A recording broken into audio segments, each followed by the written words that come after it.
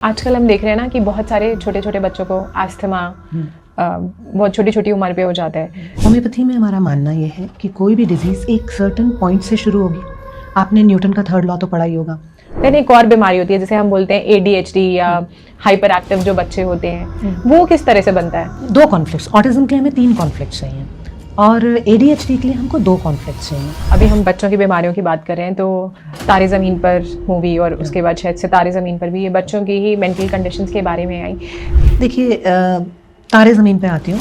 जब उसे कहा गया बच्चे को you will leave for the hostel, पहले तो उसकी डांट, हर वक्त पे डांट उसे पड़ती रहती थी। तो जो लोग अल्कोहल पीते हैं, बेसिकली कहते हैं ना अल्कोहल का मेन रिलेशन डिटॉक्स कुछ भी है, सब लिवर से जुड़ा है। अल्कोहल पियोगे तो लिवर खराब होगा। सो बेसिकली ये कॉवर्डाइज है या ब्रेवरी है?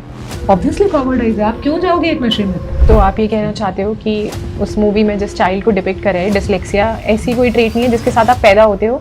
हम हर चीज़ अपने एनवायरनमेंट से देखते हैं। हमारे पास हर चीज़ है, जेनेटिकली हमने वो चीज़ें हमारे पास इम्बाइब्ड है, हमारी जीन्स में है। अच्छा, क्या ये कंडीशन मेडिसिन से क्योरेबल है?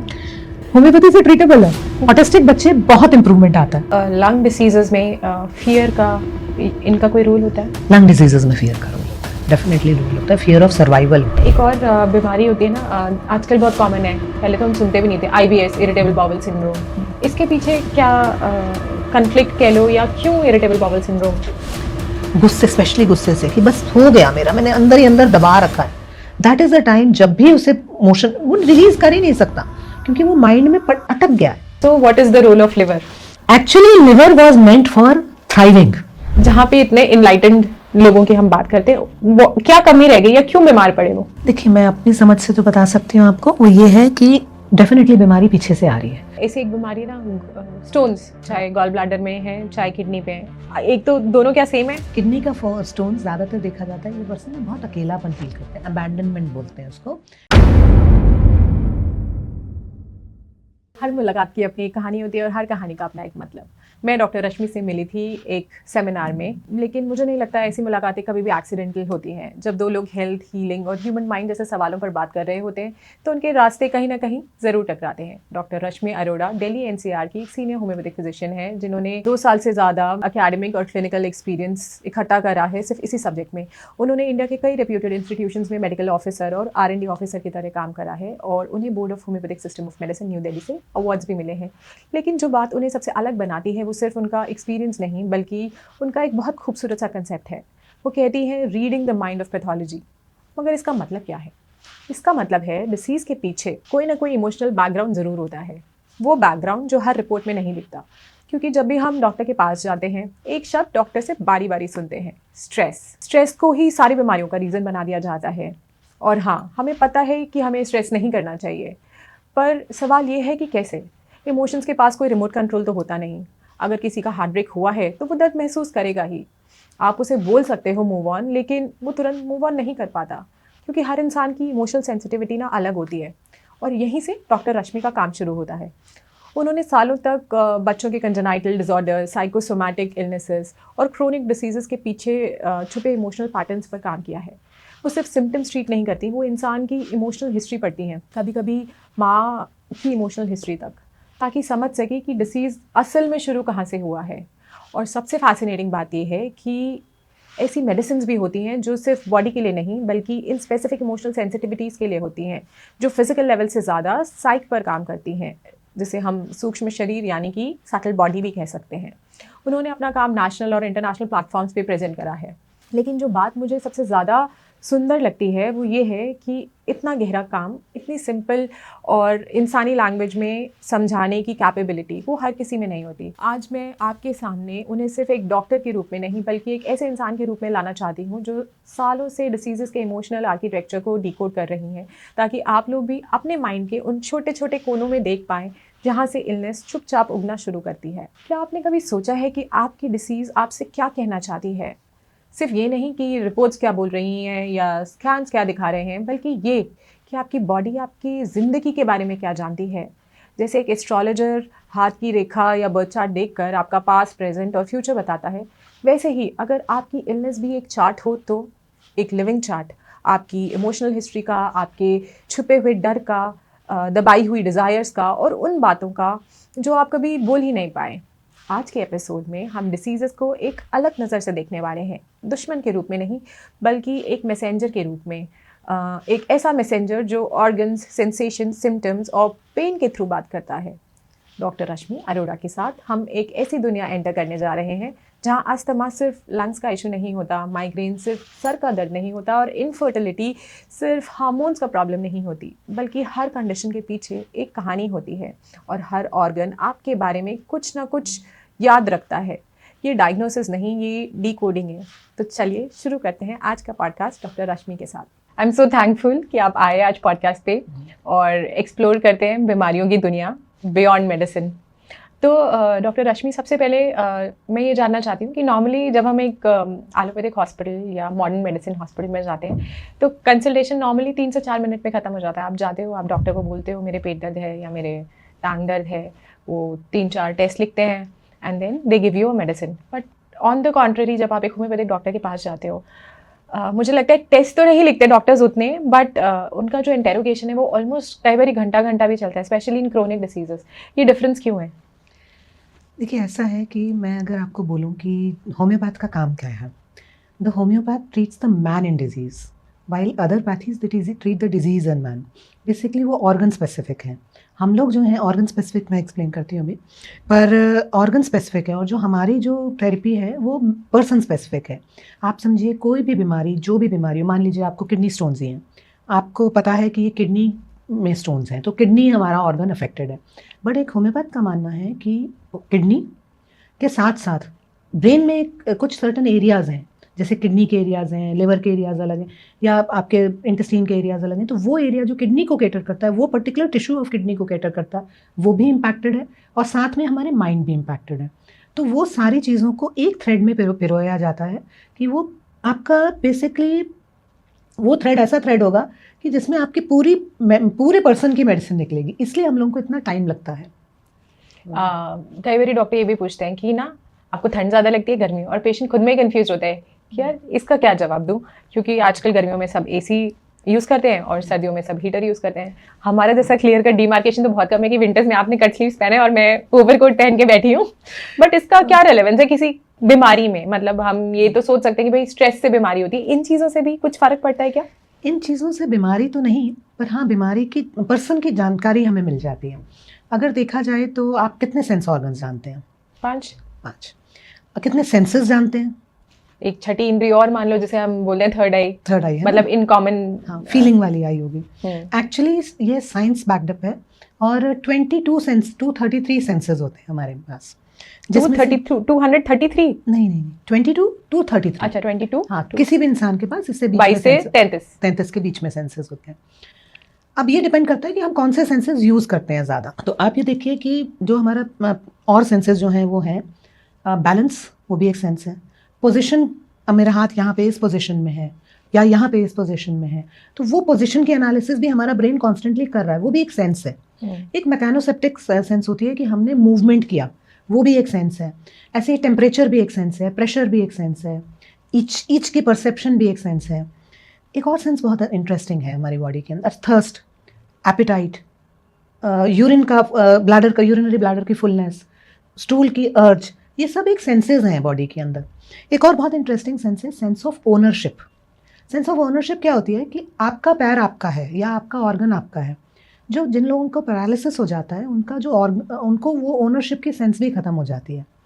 तो जब आप कह रहे हो कि ये इम्पॉर्टेंट क्यों है कि मेरे को गर्मी ज़्यादा लग रही है या आपको ठंड क्यों लग रही है, इस पूरे जो अंदर की सेंस है उसको बोला जाता है इंटेरोसेप्शन। तो अंदर जो इंसान फील कर रहा है वो एक्सप्रेस कैसे करेगा? आपसे पूछूंगी आपको ठंड लग रही है, आप शायद मेरे को सही जवाब नहीं दे पाएंगे, बट आप मुझे देखेंगे तो आपको लग रहा होगा कि हाँ इनको ठंड नहीं लग रही है, she is comfortable in this environment. So whatever we do is in reaction to our environment around us. तो उसको उसकी असेसमेंट बहुत ज़रूरी होती है कोई भी होम्योपैथ के लिए, इसीलिए हम लोग इतने सवाल पूछते हैं। ओके आजकल हम देख रहे हैं ना कि बहुत सारे छोटे छोटे बच्चों को अस्थमा बहुत छोटी छोटी उम्र पे हो जाता है। तो एलोपैथिक पार्लेंस में अगर हम देखें तो नॉर्मली स्टेरॉइड्स, इनहेलर्स या ब्रोंकोडायलेटर्स जो पफ्स होते हैं वो आप बच्चों को देते हैं। होम्योपैथी का ट्रीटमेंट कैसे अलग है इस एलोपैथिक डोमेन से? देखिए, होम्योपैथी में हमारा मानना ये है कि कोई भी डिजीज़ एक सर्टेन पॉइंट से शुरू होगी। आपने न्यूटन का थर्ड लॉ तो पढ़ा ही होगा कि everything stays in state of inertia until and unless a force is applied to it which changes that state of motion, right. सब कुछ ठीक चल रहा है, अचानक से एक हमारी ज़िंदगी में कुछ आघात हो, जिसको हिंदी में जिसने आपको कॉज करता है अंतर्द्वंद। वो अंतर्द्वंद जो है वो हमारे माइंड पे इम्पैक्ट करता है, हमारे ब्रेन में कुछ इम्प्रिंट्स डालता है, और जो कॉरस्पॉन्डिंग एरिया है हमारे ब्रेन में ना, बहुत बड़ा मैप है, हर एरिया के अलग अलग एरिया जोन्स डिमार्केटेड है। तो जिस ब्रेन एरिया पे इम्पैक्ट पड़ा, उस ब्रेन एरिया का कॉरस्पॉन्डिंग ऑर्गन जो है वो इम्पैक्टेड हो जाएगा। तो ये इस तरह से बीमारी का शुरुआत होती है। अब आप पूछ रहे हो एस्मा, छोटे बच्चे हैं, उनकी तो लाइफ बहुत अच्छी है, वही कह रही हूँ, तो हंसते खेलते खाना है और प्यार चाहिए, ये 4 तो उनकी बेसिक नीड्स हैं। हाँ। अब उसमें भी ऐसा क्या कन्फ्लिक्ट या बच्चों को ऐसा क्या स्ट्रेस हो जाता है कि उन्हें बीमारी आ गई? अभी आपने बोला प्यार चाहिए, बच्चों को प्यार नहीं मिले तो मदर वर्किंग है, मदर के साथ सेपरेशन होना, तो वो कैसा फील करेगा इंसान। हमारे पास बेसिकली 7 या 8 इमोशंस होते हैं, जिससे हम 32,000 इमोशन बनते हैं। पहला इमोशन है Joy, sadness, grief, disgust, surprise, shock. ये बेसिक 6 इमोशंस हैं। ग्रीफ और सैडनेस अलग है? ग्रीफ और सैडनेस अलग है। ग्रीफ एक कॉम्पोजिट इमोशन है, सैडनेस जॉय का वो है, अपोजिट है। तो क्या होता है कि हम लोग जब ट्रस्ट डिस्ट्रस्ट, ये भी इमोशंस हैं, ये बेसिक पहले मतलब कोर इमोशंस हैं हमारे। तो क्या होता है कि जब एक इंसान की जॉय चली जाती है तो क्या होता है, सैडनेस आ सकती है, एंगर आ सकता है। Anger is also an emotion, basic emotion. तो कुछ भी आ सकता है। अब बच्चे की मदर नहीं मिल रही है तो उसको क्या आएगा, कौन सा इमोशन सर्फेस कर जाएगा अगर जॉय खत्म हो गई है तो? कुछ भी, इनसिक्योरिटी भी हो सकती है, गुस्सा भी हो सकता है, हाँ। डर भी हो सकता है, और उदासी भी हो सकती है। ऐसे 36,000 इमोशंस हैं जो कॉम्पोजिट होते हैं। आपने वो मूवी देखी है इनसाइड आउट? अच्छा, इनसाइड आउट में 2 उसके पार्ट्स हैं, दोनों बहुत रेलेवेंट हैं उसमें। तो उसमें उन्होंने बताया है कि एक बच्चे के इमोशंस कैसे ख़त्म होते हैं एंड वो कैसे रिएक्शन शो करता है। तो अब इमोशन, मान लीजिए एक इमोशन है एंगर। अब बच्चे को एंगर है सेपरेशन की वजह से, अलग अलगाव हुआ उसको माँ से या अपनी फैमिली से, या कई बार ऐसा भी होता है, आजकल न्यूक्लियर फैमिलीज हैं, जॉइंट फैमिली में पहले रहते थे और पेरेंट्स ने डिसाइड किया नहीं हम तो जाके अलग ही रहेंगे, अपना घर लेके रहेंगे। उस केस में क्या होता है, दादा दादी से सेपरेशन हो गया या नाना नानी से सेपरेशन हो गया। तो बच्चे एक्सप्रेस तो कर नहीं सकते, पर जो एक्सप्रेस नहीं कर सकते वो सप्रेस हो जाता है, और जो सप्रेस हो जाता है वो कहाँ मैनिफेस्ट करेगा, बीमारी बन जाती है, बीमारी के फॉर्म में मैनिफेस्ट करेगा। तो सेपरेशन का एक कॉमन मैनिफेस्टेशन जो है वो एस्थमा है। यानी कि आप ये कह रहे हो कि सेपरेशन कॉन्फ्लिक्ट के बिना एस्थमा नहीं आएगा? नहीं आएगा, एंगर आएगा साथ में। सेपरेशन कॉन्फ्लिक्ट, एस्थमा एक्चुअली 2 तरह का होता है। एक होता है ब्रोंकियल एस्थमा, जो ब्रोंकाई से रिलेटेड है, हमारे फेफड़ों के अंदर जो चैनल्स हैं उनके ऊपर उनके कोई अफेक्शन आया है। दूसरा एस्थमा जो है वो बड़ी वाली जो हमारी नालियाँ हैं उनके ऊपर अगर कोई अफेक्शन आता है, जैसे आपका लैरिंक्स हो गया या ट्रेकिया हो गया। तो लैरिंजियल एस्थमा जो होता है ना, यूजुअली कैसे आता है, कोई बच्चा है अचानक से डर गया, इतना डर गया कि वो उसकी आवाज़ ही नहीं निकली, तो हमारा वॉइस बॉक्स क्या काम करता है, आवाज़ देता है हमको। ठीक है, आपने वो मूवी देखी है लायन किंग?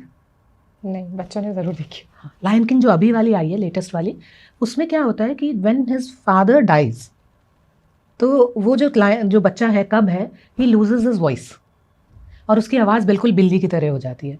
फिर जब वो बड़ा हो जाता है, उसकी जो चाइल्डहुड फ्रेंड है वो जाती है, वो जाके उसको ढूंढती है, ढूंढ के उसकी वॉइस वापस लाती है।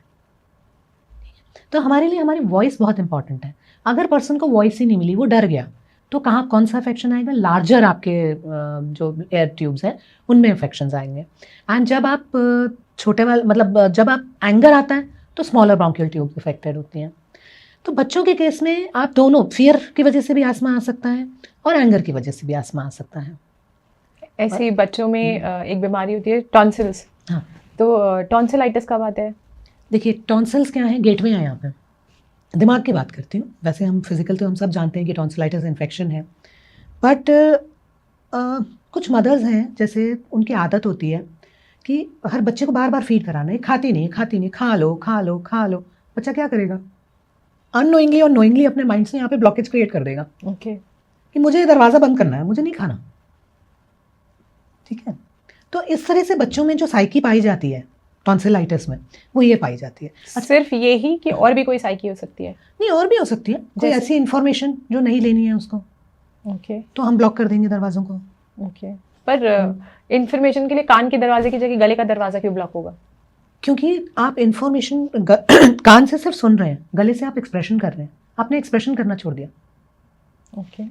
मुझे नहीं चाहिए, या कोई भी ऐसी चीज जो आप निगल नहीं पा रहे हैं। कहाँ पे पहला द्वार क्या होता है? गला ही होता है ना निगलने के लिए। You can not digest it. Digestion बाद में शुरू होगा, पर पहले तो इंजेक्शन ही नहीं हो रहा। बोलो, you can not swallow. Swallow it, yes.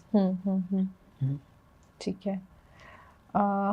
Lungs को हम कई जगह ना करेज, जैसे कहते हैं ना चौड़ी छाती या चौड़ा सीना या 56 इंच का सीना, इससे भी एसोसिएट करते हैं।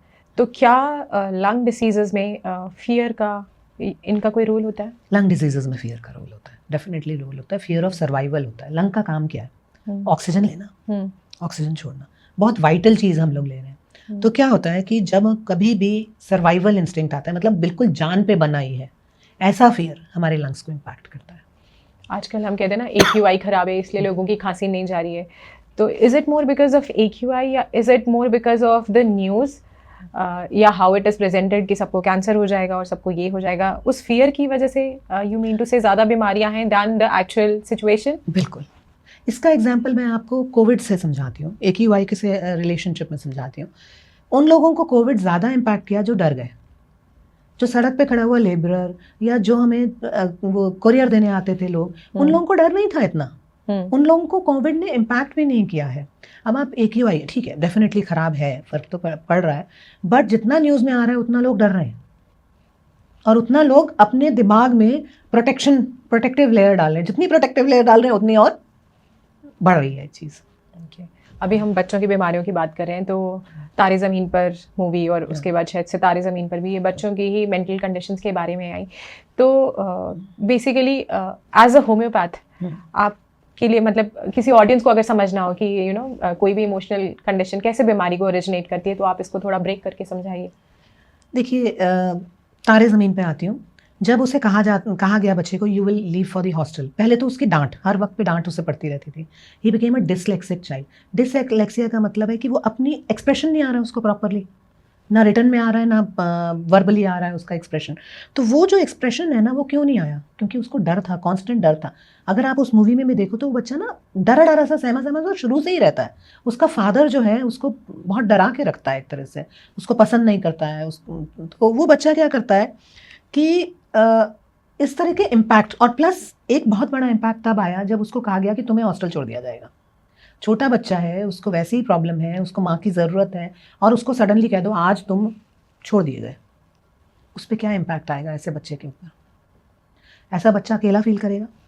उसके लिए चीज़ अचानक हुई, कभी उसके साथ ज़िंदगी में ऐसे हुई नहीं, इतना ज़्यादा इम्पैक्टफुल हुई वो चीज़, और उसके पास कोई प्लान था कि नहीं मम्मा मैं नहीं जाऊँगा, नहीं पापा मैं नहीं जाऊँगा, कुछ प्लान नहीं था। वो बिल्कुल फ्रीज़ कर गया, उसको वो एक्सेप्ट करना पड़ गया। लाइफ में ऐसे इम्पैक्ट्स जो आते हैं, बहुत सारे ऑर्गन्स में इम्पैक्ट कर सकते हैं, जिसमें से मेजर है किडनीज़। अकेलापन किडनीज़ पे इफेक्ट करता है। जो डर है वो लंग्स पे इफेक्ट करता है। उस मूवी में तो ऐसा नहीं दिखाया है, बट ये मतलब ये आगे हो सकता है ऐसे। तो आप ये कहना चाहते हो कि उस मूवी में जिस चाइल्ड को डिपिक्ट कर रहे हैं, डिसलेक्सिया ऐसी कोई ट्रेट नहीं है जिसके साथ आप पैदा होते हो, ये एक्वायर्ड ट्रेट थी उसकी कि कन्फ्लिक्ट आया और उसके बाद वो डिसलेक्टिक हुआ? हम हर चीज़ अपने एनवायरनमेंट से देखते हैं। हमारे पास हर चीज़ है, जेनेटिकली हमने वो चीज़ें हमारे पास इम्बाइब्ड है, हमारी जीन्स में है, मगर हम तब ओपन करेंगे वो जीन, या तब जब कोई कॉन्फ्लिक्ट आएगा एनवायरनमेंट में। जब तक कॉन्फ्लिक्ट नहीं आएगा हम कभी भी ओपन नहीं करेंगे कोई भी जीन को। इट्स लाइक जैसे कोई खतरा आता है तो आपको सडनली पता लगता है कि ये करेज भी था आप में कि आप ऐसे सिचुएशन को डील कर सकते थे। ऐसे ही कोई ट्रिगर, कोई खतरा आता है तो बॉडी का एक्सप्रेशन डिफरेंट लोगों के लिए डिफरेंट है। वो बीमारी में भी मैनिफेस्ट कर सकता है, वो किसी और चीज़ में भी मैनिफेस्ट कर सकता है। तो मतलब बच्चे, ऐसे में हम अपने बच्चों को बीमार ना करें, एज पेरेंट हम क्या कर सकते हैं?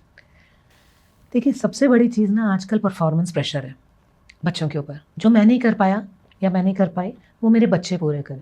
3 साल के 4 साल के बच्चे आते हैं, पेरेंट्स को प्रेशर होता है कि परफॉर्म करें। You can't teach a fish to fly. एक फिश नहीं उड़ सकती है ना, कैसे उड़ेगी? हर बच्चे की एक अलग क्वालिटी होती है, उसकी एक अलग पहचान होती है। आप अपने बच्चे की पहचान करिए ना कि उसकी क्या क्वालिटी है। अगर वो पहचान ही नहीं करेंगे तो उसको वो सिखाएंगे जो आप नहीं कर सकता है। वो ये बहुत ज़्यादा इम्पैक्टफुल होता है और बच्चे अल्टीमेटली शट डाउन ले लेते हैं। शटडाउन का मतलब है हम कुछ नहीं करेंगे, हमें एनवायरनमेंट से इम्पैक्ट होना ही नहीं है। शटडाउन से एक और बीमारी है, बड़ी कॉमन हो गई आजकल, पहले तो नहीं थी, जैसे हम ऑटिज्म बोलते हैं या Autism, yes. स्पेक्ट्रम डिसऑर्डर बोलते हैं। Yeah. तो आप देखते भी हो, ऑटिज्म के केसेस भी देखते हो। तो इन सब में कॉमन फैक्टर या कॉमन थ्रेड क्या मिलता है ऑटिस्टिक बच्चों में? कई लोग इसे वैक्सीन से भी एट्रीब्यूट करते हैं कि वैक्सीन इंजरी के बाद हो गया, या स्पेशली यूएस में there is a whole campaign कि वैक्सीनेशन के बाद से ऑटिज्म के इंस्टेंसेस बढ़े हैं। बट इन योर एक्सपीरियंस, जो भी पेशेंट आपने देखे, ऑटिज्म के पीछे क्या रीज़न आपको मिला? देखिए, वैक्सीन को मैं डिनाई तो नहीं करूँगी, बट आप ये देखिए जितने भी ऑटिस्टिक बच्चे हैं, with my experience I tell you something, क्या होता है कि इन बच्चों के पीछे एक डिसजॉइंटेड फैमिली मिलती है, झगड़े मिलते हैं फैमिली के अंदर। कई बार पेशेंट्स आते हैं हमारे पास और बोलते हैं ऑटिस्टिक बच्चा है, हम लोग पहले पूछते हैं प्रेगनेंसी कैसी थी आपकी, वहाँ से शुरू करते हैं। Why pregnancy? प्रेगनेंसी में क्या होता है कि मदर की जो भी इम्पैक्ट हुआ मदर के ऊपर प्रेगनेंसी के दौरान, वो एक छाप छोड़ जाता है बच्चे के ऊपर। और बाद में जब बच्चा इस दुनिया में आता है और वही एनवायरनमेंट दोबारा झेल रहा होता है, तो एक्चुअल डिजीज़ तब मैनिफेस्ट होनी शुरू होती है।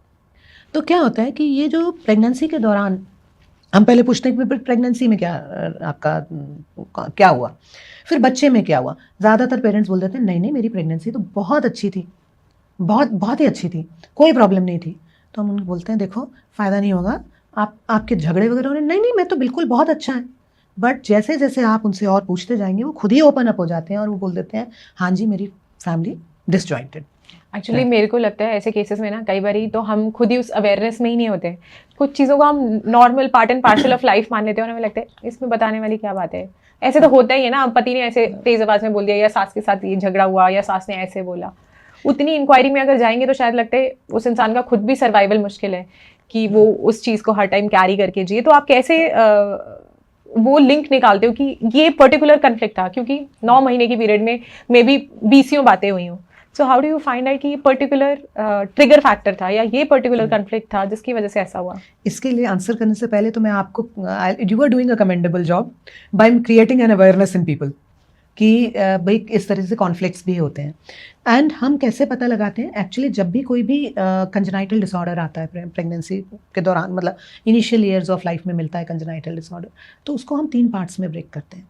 पहला है पहला trimester, second trimester and third trimester. पहले ट्राइमेस्टर में एनाटमी बन रही होती है, बेसिक एनाटमी, ऑर्गन्स बन रहे हैं, हार्ट बन रहा है, लंग्स बन रहे हैं, ट्यूब्स बन रहे हैं, हेड डेवलप हो रहा है। अच्छा, उसके बाद फिजियोलॉजी डेवलप होती है नेक्स्ट 3 मंथ्स में। आपका ब्लड जो है वो प्रॉपरली घूम रहा है, आपके हार्मोन्स फंक्शन करना शुरू हो गए हैं, धीरे धीरे करके वो डेवलप होता है। तीसरे पार्ट में फंक्शनैलिटी डेवलप होती है कि अब ये 2 चीज़ें तो हो गई, इनके फंक्शंस कैसे होंगे। तो हम आइडेंटिफाई करते हैं कि इन 3 इसमें अगर एनाटॉमिकल डिफेक्ट है तो हम फर्स्ट 3 मंथ्स में कॉन्फ्लिक्ट ढूंढते हैं। उसके बाद अगर आप इसको थोड़ा ऐसे करके बताइए, एनाटॉमिकल कॉन्फ्लिक्ट की मतलब एनाटॉमिकल प्रॉब्लम की जगह कि अगर बच्चे का दिल में छेद रह गया, हाँ, या आंख पूरी नहीं बनी, या क्लेफ्ट पैलेट रह गया, तो exactly. ताकि पेशेंट समझ पाए एनाटॉमिकल डिफेक्ट है क्या, या 6 उंगलियां आ गई, है ना, इस तरह, या आंख में कोई डिफेक्ट आ गया, कोई भी चीज़ की बनावट में कोई डिफेक्ट आ गया, तो वो पहले 3 मंथ्स हो गए। फिर उसके बाद में जो फिजियोलॉजी है, ब्लड डिसऑर्डर्स आ गए, जैसे क्योंकि पेशेंट को नहीं पता ना ब्लड डिसऑर्डर्स क्या। अब चाइल्ड है, हीमोफिलिया आ गया, जेनेटिक डिसऑर्डर है, मगर वो मैनिफेस्ट कब होगा? कोई भी कॉन्फ्लिक्ट जब मदर के 3 महीने, मिडिल के 3 महीनों में होगा। फिर आती है फंक्शनैलिटी, जैसे आपका ऑटिज्म है, अब बच्चा डेवलप हो गया, लास्ट के 3 मंथ्स में उसकी सोच डेवलप हो रही है। अब कोई ऐसा कॉन्फ्लिक्ट आ गया मदर के साथ, मान लीजिए मदर को बहुत डर लग गया किसी बात से कि ऐसा तो कुछ नहीं हो जाएगा, गॉड फॉरबिड, ऐसी सिचुएशन लेके चलते हैं कि एक बच्चे, बड़ा बच्चा है उसके पास में, एंड सडनली एक्सीडेंट होते होते बच गया, मदर के अंदर कैसा टर्मोइल होगा। या मान लीजिए अभी पीछे एक केस था कि मदर के ऊपर गर्म पानी गिर गया प्रेगनेंसी के अंदर, तो मदर को क्या लगेगा, कैसा इमोशन आएगा, डर। ऐसा ही इमोशन बच्चे में भी आएगा क्योंकि फंक्शनैलिटी डेवलप हो रही है। अब यहाँ से हम लोग फिर ढूंढते हैं कि अगर ऑटिज्म है तो हम पूछते हैं आप में डर तो नहीं आया था? डर आया था, अच्छा ठीक है। फिर अब और सिर्फ एक इमोशन से काम नहीं चलता, उसमें 3 या 4 इमोशंस हमें देखने पड़ते हैं। फिर हम देखते एंगर कहाँ आया था, पता चला नहीं सब ठीक है, पेरेंट्स बोलते रहते हैं सब ठीक है, बाद में पता चला नहीं मेरे को इतना गुस्सा आया था मैं तो घर छोड़ के चली गई थी, या मैंने सुसाइड का अटेम्प्ट करने की कोशिश करी। तो ये क्या है? एंगर का एक्सप्रेशन है, डर का एक्सप्रेशन नहीं है। तो जब 2 या 3 कॉन्फ्लिक्ट्स आ जाते हैं, उन कॉन्फ्लिक्ट्स का एनालिसिस करते हैं। उन कॉन्फ्लिक्ट्स में हम देखते हैं कि मदर के कॉन्फ्लिक्ट, मदर से कॉन्फ्लिक्ट उठाया, बच्चे में उसका एक्सप्रेशन क्या आया, और आगे बच्चे की लाइफ में और कोई कॉन्फ्लिक्ट्स तो नहीं आ रहे हैं, वहां से जब हम केस को लेते हैं तब ऑटिज्म का ट्रीटमेंट करते हैं। सो बेसिकली ऑटिज्म में उस कहते हैं ना टॉक्सिक स्टिमुलेंट को कह लो या उस कन्फ्लिक्ट को अवॉइड करने के लिए बच्चे ने अपनी दुनिया बना ली एक, और वो उसी दुनिया के अंदर खुश है, वो बाहर की दुनिया से कनेक्ट ही नहीं होना चाहता, सो विड्रॉ कर लिया उसने, ये ऑटिज्म हो गया। देन एक और बीमारी होती है जिसे हम बोलते हैं ADHD या हाइपर एक्टिव जो बच्चे होते हैं, वो किस तरह से बनता है? देखिए, 2 कॉन्फ्लिक्ट्स, ऑटिज्म के लिए हमें 3 कॉन्फ्लिक्ट्स चाहिए और ADHD के लिए हमको 2 कॉन्फ्लिक्ट्स चाहिए। पहला कॉन्फ्लिक्ट है फियर, दूसरा कॉन्फ्लिक्ट है एंगर। ADHD के बच्चों क्या कैसे, मतलब आप नाम ही सुनो इसको तो ऐसे होगा, attention deficit hyper activity disorder. Hyper activity क्या है? पेशेंट्स अक्सर बोलते हैं हमारा बच्चा तो ना बंदरों की तरह उछलता रहता है, कहीं भी चढ़ जाता है। ऐसे बच्चे कैसे आप कैसे लगाओगे उनके एनवायरनमेंट का अंदाज़ा? And plus attention deficit, attention देते, कंसंट्रेशन ही नहीं है। किस लोगों की कंसंट्रेशन नहीं होगी? कौन ऐसे होंगे जो कहीं भी चढ़ सकते हैं? वो इंसान या वो ऑर्गेनिज्म जो भागना चाहता हो, जिसमें भागने की क्षमता हो, ठीक है ना। हम कहाँ से भागना चाहेंगे? सिर्फ अपने एनवायरमेंटल सिचुएशन से। अगर ADHD चाइल्ड है तो there is something in their family जो बच्चे को डिस्टर्ब कर रहा है। ऑटिज्म उससे भी आगे है, बच्चा भाग नहीं पा रहा है, अब वो अपने आप को शट डाउन कर लेता है, टोटली ऐसी दुनिया बना लेता है कि मैं उस दुनिया को आप मतलब भेदने ही नहीं दूंगा किसी को। आई एम श्योर बहुत सारे पेरेंट्स के लिए तो ये बिल्कुल आई ओपनिंग टाइप होगा कि अच्छा ये तो हमारे बच्चे में भी इस तरह से तो सोचा ही नहीं। अच्छा, क्या ये कंडीशन मेडिसिन से क्योरेबल है? क्योरेबल सब ट्रीटेबल तो है, और होम्योपैथी से पर सच बताना पड़ेगा। हाँ सच बता रही हूँ, होम्योपैथी से ट्रीटेबल है। ऑटिस्टिक बच्चे बहुत इंप्रूवमेंट आता है। नहीं, आपके लिए नहीं कह रही थी मैं, ऑडियंस के लिए कह रही थी कि इफ समबडी थिंक्स उनके चाइल्ड कोई प्रॉब्लम है तो डॉक्टर को आके सच बताना पड़ेगा आपको। सच बताना पड़ेगा, अगर ठीक हाँ, होना है तो। बिल्कुल बता। अभी कल 2-3 दिन पहले ही एक केस था, तो मैंने उसको बोल दिया, मैंने कहा आप मुझे झूठ केस दे रहे हो, दवा तो मैं दे दूंगी पर आप मुझे केस झूठा दे रहे हो। तो the mother was very intelligent, she said हम ना लड़ते हैं बहुत ज़्यादा। आई सेड अब आप भूलने पे आए हो, अब मैं आपको सिचुएशन बताती हूँ। Just created a map of the brain and I said अच्छा मैं आपको इतना बता देती हूँ, सिर्फ आप नहीं झगड़ रहे हो, नाना नानी और दादा दादी में भी नहीं बन रही है। तो वो कहने लगी कैसे, आपको कैसे पता? मैंने कहा देखो आपके बच्चे की अपनी हिस्ट्री तो है नहीं, 6-7 साल की उम्र में कुछ तो होगा ना जो डिफरेंट है। तो फिर उसने पूछा अच्छा, मैंने कहा अच्छा देखो मैं जो आप लोगों की हिस्ट्री ले पा रही हूँ पेरेंट्स की, उसमें आप दोनों गुस्से वाले हैं और बहुत ज़्यादा। तो उन्होंने कहा हाँ मैम ये भी सही है। मैंने कहा अच्छा बस एक चीज़ और बता दो, आपके हस्बैंड में स्टैमरिंग की हिस्ट्री थी कि नहीं थी? कहती है आपको कैसे पता चला? मैंने कहा जो फियर फैक्टर है वो आपके बच्चे की हिस्ट्री में नहीं आ रहा, आपकी प्रेगनेंसी हिस्ट्री में नहीं आ रहा, तो it has to come from one parent. तो I asked about the father and आपने बोला कंफर्म किया कि हाँ स्टैमरिंग की हिस्ट्री थी चाइल्डहुड में, तो definitely that fear factor has been carried on. तो अगर हम बोलें कि अब आपने एक और नई बीमारी का पहलू खोल दिया, हकलाना या स्टैमरिंग, ये कहाँ से शुरू होती है बच्चों में, या जो बच्चे हकलाते हैं कैसे हकलाने लगते हैं? कोई ब्रेन में कोई प्रॉब्लम है या कुछ और प्रॉब्लम है? चलिए इसको एक एग्जाम्पल से लेके चलते हैं। अगर अचानक से आपके सामने शेर आ जाए, आप क्या करोगे? या तो किसी की पैन गीली हो जाएगी, हाँ। मतलब फ्रीज हो जाएगा कोई, हाँ। या मे बी कोई बहुत करेजियस हो तो वो लड़ने का सोचे, या कोई पेड़ हो तो पेड़ पे चढ़ जाए, जैसा जिसकी उस टाइम बुद्धि काम करी। अचानक से शेर आ जाएगा तो सभी फ्रीज हो जाएंगे। हाँ, ठीक है, ओके। अच्छा फ्रीज कहाँ कहाँ इम्पैक्ट हो सकता है? आपने ठीक कहा कि पैन गीली हो जाएगी, ठीक है।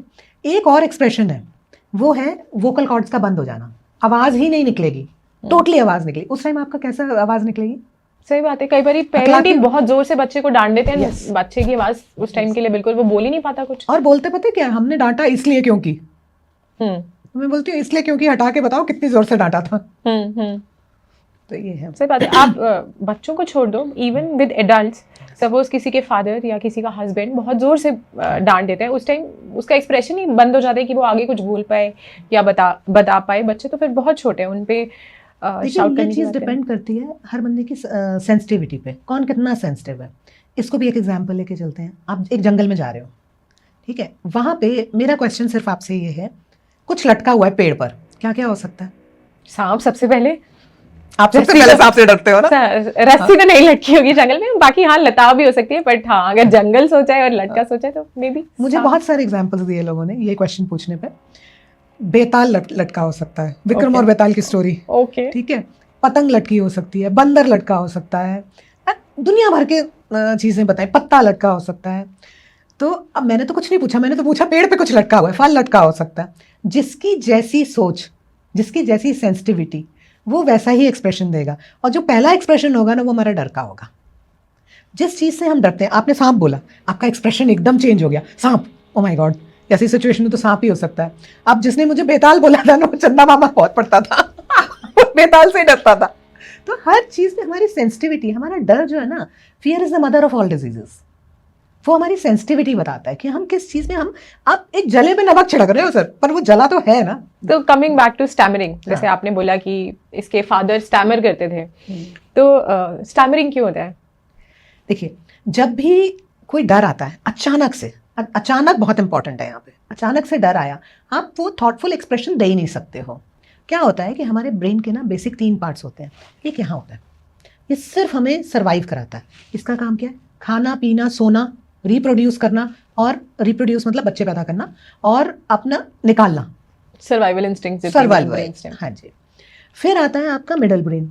मिडल ब्रेन में आपकी 2-3 चीज़ें हैं, उनको बोलते हैं एमिगडाला, वो है थ्रेट डिटेक्टर। जैसे रडार सिस्टम होता है ना, स्मोक डिटेक्टर होता है कि भाई स्मोक आई और उसने डिटेक्ट कर दिया, वो थ्रेट डिटेक्ट करता रहता है। उसका काम है बस, मैं ये थ्रेट आया, अच्छा ओके, चेक्ड। अब एक और ऑर्गन होता है वहाँ पे, उसको कहते हैं हिप्पोकैम्पस। वो हमारी ना सारी मेमोरीज का लाइब्रेरियन है। वो कहता है okay, I have seen this, मैंने, मेरी फाइल्स में है, पहले हमने इसको ऐसे डील किया है। ठीक है, उसके ऊपर उनका भी जो बॉस है वो बैठा हुआ है, प्रीफ्रंटल कॉर्टेक्स। ये हमें कामनेस, रिलैक्सेशन, डिसीजन मेकिंग कराता है। अब वही सिचुएशन पे जाते हैं, पेड़ पे कुछ लटका हुआ है। अब आप कामनेस के साथ सोच समझ के जाएंगे। आपका जवाब होता, रुको पहले मैं देख तो लूँ क्या है, फिर बताती हूँ। ये काम है प्रीफ्रंटल कॉर्टेक्स का। जो एकदम आंसर करते हैं वो काम किसका है? एमिगडाला का, थ्रेट डिटेक्टर का। तो स्टैमरिंग में क्या होता है कि जैसे ही बंदा थ्रेट डिटेक्ट करता है, उसका अपना एनवायरनमेंट डेली थ्रेट का होगा, वो क्या करेगा? उसकी वोकल कॉर्ड्स बार बार पैरालाइज हो जाएंगी। Stammering occurs because of a transient paralysis of the vocal cord. मतलब हुआ नहीं हुआ, हुआ नहीं हुआ। अच्छा, किसी को बचपन से स्टैमरिंग स्टार्ट हुई, एंड सपोज अब वो 50 साल का है या 60 साल का है, he still stammers, is this condition reversible? If that depends upon the person कि वो कितना चाहता है कि इसकी रिवर्सिबिलिटी हो। दूसरी बात, हम ना पुरानी यादों में स्टक हो जाते हैं। इसको मैं ऐसे कहूँगी, ये यादें, ये पल हम बरसों याद, ये लम्हे हम बरसों याद कर रखेंगे। हम अच्छे ही पल नहीं याद रखते, हम बुरे पल याद रखते हैं। और बुरे पल हमारा सबकॉन्शियस माइंड याद रखता है कि भैया फिर से कभी ऐसा आ गया तो हम डील कैसे करेंगे। तो ये पेशेंट पर्सपेक्टिव बहुत ज़्यादा होता है कि वो चाहता है कि वो उसके अपने डर निकाल सके, आराम आ सकता है। नहीं, ठीक तो सभी होना चाहते हैं, बट मे बी 3 साल या 4 साल की एज पे जो ट्रॉमा आपको हुआ वो एज एडल्ट वो कहीं इतना अंदर, कहते हैं ना, रिप्रेस्ड है कि आपके लिए शायद अब वो अलाइव या प्रेजेंट नहीं है। तो वो पेशेंट तो नहीं बता पाएगा कि जब मैं 4 साल का था तब ऐसा हुआ था। आपको मैं एक बहुत लाइव एग्जाम्पल बताती हूँ। So there was a girl, थोड़ा सा डिबेट कर रही हूँ। शी इन, आज से 25-30 साल पहले, one of my friends, she was in, उनको सफोकेशन होती थी। So she would be sleeping और सडनली सफोकेशन शुरू हो जाती थी, एंड उठती थी वो सफोकेटेड। तो एक बार उसकी happen to go to Golconda, and Golconda में बहुत नैरो एटिक है, वो स्टेयर्स में ना बहुत नैरो है, उसमें ऊपर चढ़ना पड़ता है। कहती है मैं गई, जब तक मैं एटिक में गई मुझे वही सेंसेशन रही, जैसे ही मैं छत पे पहुंच गई वो सेंसेशन खत्म हो गई, और उसके बाद वो सेंसेशन कभी हुई नहीं। अब ये किसने याद करा? She was almost out the age of 25 at that time, जब वो गोलकोंडा गई। जब वो वापस आई, उसने आके अपनी मदर को बोला कि मुझे तो ऐसे ऐसे सफोकेशन हुई थी और अब मेरी सफोकेशन खत्म हो गई, मुझे रात में भी वो नहीं होता, जो भी प्रॉब्लम होती थी। तो उसकी मदर ने कहा, बेटा तुम तो ना अभिमन्यु हो गई हो। मैं अभिमन्यु कैसे हो गई हूँ? कहती जब मैं प्रेग्नेंट थी, मैं गोलकोंडा के स्टेयर्स चढ़ रही थी, मुझे वो सफोकेशन हुई जो तुम डिस्क्राइब करती हो, और मैं वापस आ गई, मैं चढ़ ही नहीं पाई, एटिक पे पहुंची ही नहीं। अच्छा। अब आप सोचिए, बच्चा, and she was 8.5 months pregnant, तो बच्चा पेट में है, ठीक है, बच्चा प्रॉबेबली सो रहा है उस टाइम पे, और मदर को सफोकेशन हो रही है, तो सबकॉन्शियसली किसके पास जा रही है वो तरंगें किसके पास जा रही है? बच्चे के, माँ के इमोशंस की बच्चे के पास। ठीक है, बच्चे को पता ही नहीं है क्यों हुआ। So after many years I just talk to her and I said, पता है मुझे इसका सोल्यूशन मिल गया है। कहते क्या? मैंने कहा तुम प्रॉबेबली उसमें सो रही थी अपनी मदर के वूम में, यू सडनली वोक अप कि ये क्या हो रहा है, डिस्ट्रेस क्यों आ रहा है, ऑक्सीजन की कमी क्यों हो रही है। तो जिसको हम इंटेरोसेप्शन बोलते हैं, अंदर की जो हमारी हाल है वो बताता है हमारा एक सेंस, उसे कहते हैं इंटेरोसेप्शन। तो मदर कहती है कि मदर तो वापस आ गई वहाँ से लौट के, बट वो बच्चे के ब्रेन में वो इम्पैक्ट रह गया। ऐसे ही स्टैमरिंग में है, बच्चे के ब्रेन में या बड़े के ब्रेन में वो इम्पैक्ट रह गया। जब तक वो इम्पैक्ट हम सॉर्ट आउट नहीं करेंगे वो कभी भी नहीं जाएगा, चाहे वो 3 साल का बच्चा हो, चाहे वो 50 साल का आदमी हो। वो इम्पैक्ट, वो इम्प्रिंट निकालना, वो ढूंढना आसान नहीं है, बार बार पूछना पड़ता है। क्या अगर कोई उस इम्पैक्ट के लिए प्रेजेंट ना हो, even then the medicine will work? Present ना हो मीन्स मतलब जैसे यहाँ पे तो हमें इंस्टेंस मिल गया कि अच्छा गोलकोंडा फोर्ट ऐसे ऐसे उसने मदर से कॉन्वर्जेशन करी और पता लग गया, but there will be cases जहाँ नहीं मिलेगा। हाँ, कई बार नहीं मिलता, कॉज नहीं मिलता। जैसे इनका कॉज नहीं मिल सकता था कि इनके मदर का कॉज है। इस तो इंस्टेंस मुझे पता था। एक और बताती हूँ आपको, एक और इंस्टेंस हुआ था। So there was another child who was 20 years of age, she had suffocation. उनका भी सफोकेशन वाला इशू था। बड़े समय तक हम बार एपिसोड्स ऑफ सफोकेशन आते थे, I was treating, and temporary ठीक हो जाता था, पूरी तरह से नहीं जाता था। सो दिस लेडी मतलब आके बैठे, एंड आई जस्ट सेड अच्छा ठीक है, तुम ना जो तुम्हारे दिमाग में आ रहा है ना वो बोलो। सो जैसे पास्ट लाइफ रिग्रेशन होता है ना, ऐसे ही इसी लाइफ का भी एक रिग्रेशन होता है। सो जब मैंने रिग्रेस्ड हर, मैंने उसको माता की गर्भावस्था के दौरान रिग्रेशन किया, तो she cited an incident and that was very weird. She said मैं रेलवे स्टेशन पे खड़ी हूँ और मुझे ये सफोकेशन हो रही है। मदर को मैंने बाहर वेटिंग रूम में बिठाया हुआ था, मैंने इमीडिएटली अंदर बुलाया और पूछा, and she looked at me and she said हाँ, रेलवे स्टेशन नहीं, बस स्टैंड का इंसिडेंट हुआ था, बहुत क्योस हो गया था और मैं सफोकेटेड फील कर रही थी क्योंकि मेरे आसपास लोग ही लोग थे। उस दिन से वो फियर हमारा डिमार्केट हो गया कि फियर ऑफ सर्वाइवल तो था ही था।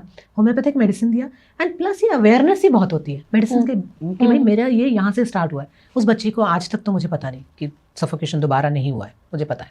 तो ये बहुत इंपॉर्टेंट है कि आप दोबारा कोशिश करिए, मिलता है। बहुत लोगों में हमें इंस्टांसेस मिलते हैं, जहाँ नहीं मिलते हैं वहाँ पे जहाँ पेशेंट बताना ही नहीं चाह रहा है वहाँ हम कुछ नहीं कर सकते। फिर हम फिजिकल उस पर देख लेते हैं। ऐसी एक बीमारी है जो मेरे को लगता है इंडिया में तो एपिडेमिक की तरह बीमारी की स्टेज पे या कैटेगरी में भी नहीं है, जैसे हम बोलते हैं ना विटामिन डी डेफिशिएंसी। भैया सारी जनता ही कोई विटामिन डी की डेफिशिएंसी क्यों नहीं है, जबकि इंडिया तो मतलब अच्छी खासी धूप आती है। हम कहें कि भाई कनाडा में रहते हो या कहीं ठंडी जगह पे रहते हो, धूप नहीं आती, आप इतने मोटे लेयर्स में हो, इंडिया में विटामिन डी की डेफिशिएंसी क्यों हो रही है लोगों में? विटामिन डी का काम क्या होगा doctor Karuna? Vitamin D basically calcium absorb करवाते हैं हड्डियों में। और कैल्शियम का काम क्या है? बोन्स को स्ट्रेंथ देना, ठीक है ना। कोई भी चीज़ जो स्ट्रेंथ देती है, हमारी इनर स्ट्रेंथ जब कम हो, जिसको हम एस्टीम बोलते हैं, सेल्फ वर्थ बोलते हैं, अगर वो कम हो तो क्या होगा? हमारा एक इंडियंस की स्ट्रेंथ कैसे कम हुई, सेल्फ एस्टीम हम में कम कैसी हुई?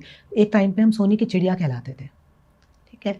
इतने सारे जो इन्वेजन्स हुए अभी मेडिवियल पीरियड से लेके मॉडर्न एज तक, मुगलों का आना, उससे पहले ब्रिटिशर्स के आगे आके तो बिल्कुल ही खत्म हो गई थी, क्योंकि हम तो साहब कहने लग गए थे उनको, ठीक है।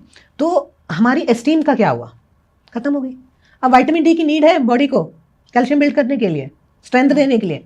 जैसी स्ट्रेंथ बोन में है वैसी ही स्ट्रेंथ ब्रेन में भी होगी और वैसी ही स्ट्रेंथ आपके माइंड में भी आनी चाहिए।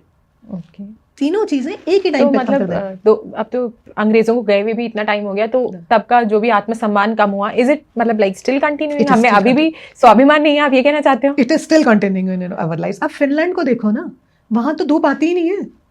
वहाँ का जो इंसिडेंस है, इंडिया से आप पॉपुलेशन वाइज मत देखिएगा, बट वो देखिए it's different. There vitamin D levels are better. वो थोड़ा ना कि विटामिन डी के टैबलेट्स खाते रहते। फिर मुझे लगता है सोल्जर्स का विटामिन डी बेटर होता होगा। डेफिनेटली बेटर होता होगा। कोई भी चीज़ जहाँ पे हमारी सेल्फ वर्थ की लॉस हो, वो हमारे विटामिन डी को कम करती है। आपको एक एग्जाम्पल साइट करूँ, यूरिक एसिड जो है वो सिर्फ humans are the only animals जिसमें यूरिक एसिड बढ़ता है। ये क्या हुआ है, आज से 70,000 साल पहले जब आइस एज आई थी, तो क्या चीज़ की कमी रही होगी? खाने में उस टाइम पे क्या खाता होगा इंसान? मांस ही खा लेता होगा किसी मरे हुए एनिमल का। पेड़ पौधे तो होंगे नहीं। उससे पहले क्या खाता था? फ्रूट, पेड़ पौधे खाता था। हाँ, ठीक है। फ्रूट में कौन सी शुगर होती है? Fructose, right. अब क्या हुआ कि जब आइस एज आई तो सबसे पहले क्या चीज़ मिलनी बंद हो गई? फ्रूट मिलना बंद हो गया, जैसे आपने अभी बोला, फ्रुक्टोज नहीं मिल रहा था। तो एक जेनेटिक चेंज आया उस टाइम पे कि फ्रक्टोज के लेवल को बॉडी के अंदर रखने के लिए, सर्वाइव तो करना ही है ना, ग्लूकोज चाहिए बॉडी को, तो वो कैसे सर्वाइवल इंस्टिंक्ट था कि यूरिक एसिड को बढ़ा दो, फ्रुक्टोज लेवल बॉडी के कंजर्व रह जाएंगे। वो म्यूटेशन तब आया ह्यूमंस में और आज तक कंटिन्यू हो रहा है। पर आज कैसे कंटिन्यू हो रहा है? हमारे दिमाग में कंटिन्यू हो रहा है कि हमारे पास कमी हो रही है ना जब, तब यूरिक एसिड लेवल बढ़ता है। तो जिन भी मरीजों का यूरिक एसिड लेवल बढ़ा हुआ है वो माइंड के लेवल पे, चेतना के लेवल पे कहीं ना कहीं कमी महसूस कर रहे हैं। किस चीज की? किसी भी चीज की, मतलब मेरे को खाना नहीं मिल रहा, या प्यार की, या पैसे की, या किस चीज की कमी, या किसी भी चीज की कमी, किसी भी चीज की, इवन पानी की कमी। ओके, बहुत इंपॉर्टेंट बेसिक सर्वाइवल। मेरे को मैं कैसे सर्वाइव करूं, मुझे कमी है, लैक है। पर मैंने देखा है तो इसमें भी ऐसा कुछ है क्या, जो एफ्लुएंट लोग होते हैं उनमें यूरिक एसिड क्यों बढ़ता है? उन्हें ज़्यादा कमी महसूस होती है एफ्लुएंट लोगों को? जितना ज़्यादा इंसान के पास ना, उतना खोने का डर। जिसके पास कछू नहीं वही शहंशाह। जितने भी बड़े बड़े इंडस्ट्रियलिस्ट ले लीजिए, आप कोई भी ले लीजिए, उनके पास ज़्यादा डर लगता है उनको खोने का। ऐसे ही अगर हम बात करें माइग्रेन की, विच इज़ लाइक मेरे को लगता है बहुत कॉमन है ना, स्ट्रेस भी है लाइफ में, माइग्रेन क्यों बनता है किसी को? माइग्रेन भी स्ट्रेस से है। स्ट्रेस कि भाई ये क्या हो गया मेरे साथ लाइफ में। इसके लिए भी एक एग्जाम्पल ही देती हूँ आपको। There was a lady who was suffering from migraines for the last 35 years. 35 से थोड़ा ज़्यादा ही होगा। तो जब हमने उनसे पूछा, बार बार ट्रीट करते, ट्रांजेंटली ठीक हो जाता, मगर बाद में वापस आ जाता, ठीक नहीं हो रहा था। So this was way back in 2017 when I saw this case. अभी तक दोबारा माइग्रेन नहीं आया।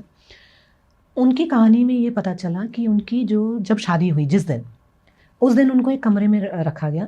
वहाँ पे बैठी हुई थी कमरे में, वहाँ पे ना गेंदों की खुशबू आ रही थी, गेंदे पड़े हुए थे। And she was sitting in that room and सब लोगों ने मुंह दिखाई के लिए बुलाना था। छोटा सा कमरा था और वो ना उन्होंने क्या किया कि उन्होंने सोचा कि अच्छा चलो यहाँ कपड़े पड़े हैं, मैं क्या कर रही हूँ खाली बैठ के, मैं कपड़े प्रेस ही कर देती हूँ। तो आप सोचिए वो प्रेस की भी खुशबू साथ में ऐड हो रही थी। तो इन्होंने उसी टाइम कोई लेडी अंदर आ जाती है एंड कन्वर्सेशन शुरू होती है और वो कहती है, तुम्हारे पिता को क्या यही मिला था घर? शी वॉज फ्लैबरगास्टेड, ये क्या हो रहा है यार, मेरी तो शादी होके आई है, सब कुछ मेरे लिए बहुत अच्छा है हो रहा है, एंड अचानक से ये मुझे कोई कह रहा है। So has there been a wrong decision? She started having migraines. Migraine कब हुआ?